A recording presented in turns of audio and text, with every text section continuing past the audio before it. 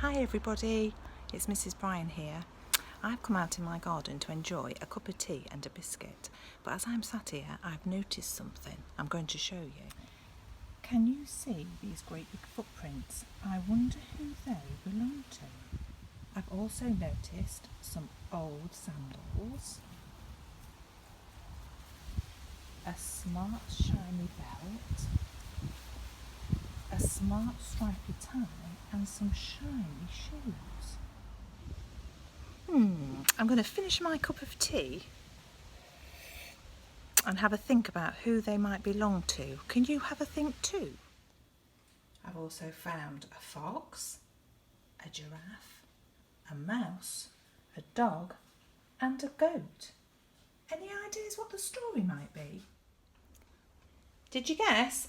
It's the smartest giant in town. George was a giant, the scruffiest giant in town. He always wore the same pair of old brown sandals and the same old patched-up gown.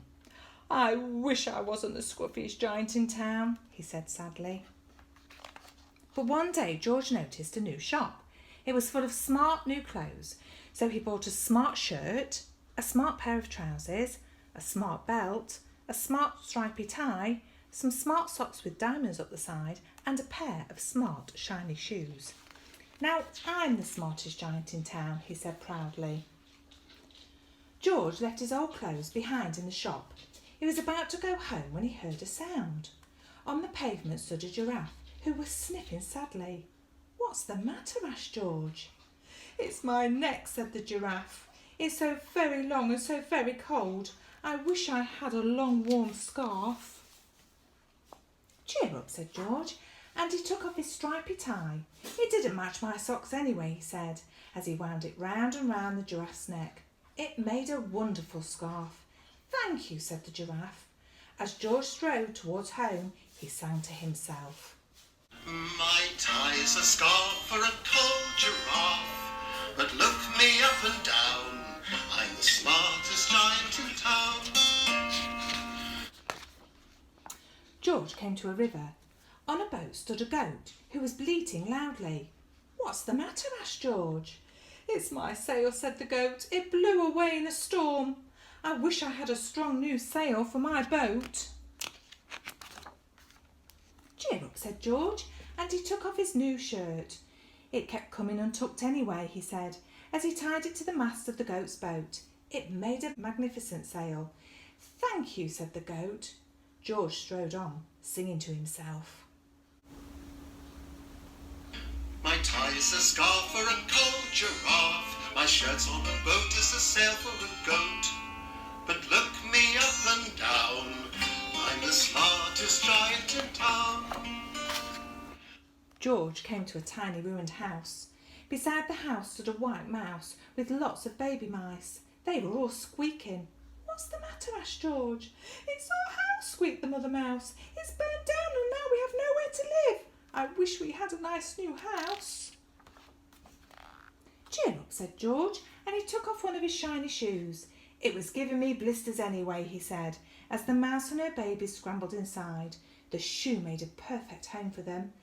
Thank you, they squeaked.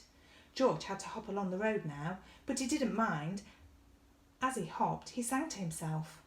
My tie's a scarf for a cold giraffe, my shirt's on a boat is a sail for a goat. My shoe is a house for a little white mouse, but look me up and down, I'm the smartest giant in town. George came to a campsite. Beside a tent stood a fox who was crying. What's the matter? Asked George. It's my sleeping bag, said the fox. I dropped it in a puddle. I wish I had a warm, dry sleeping bag. Cheer up, said George, and he took off one of his socks with diamonds up the side.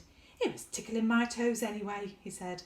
As the fox snuggled into it, it made a very fine sleeping bag. Thank you, said the fox. George hopped on, singing to himself.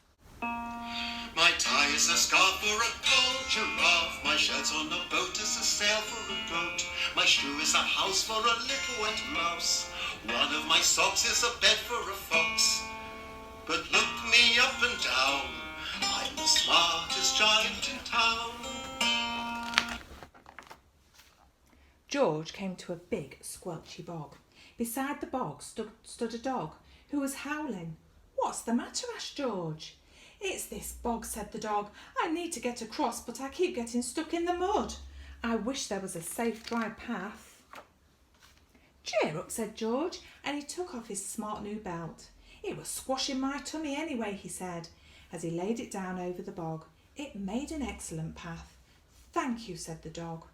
The wind started to blow, but George didn't mind. He hopped on, singing to himself.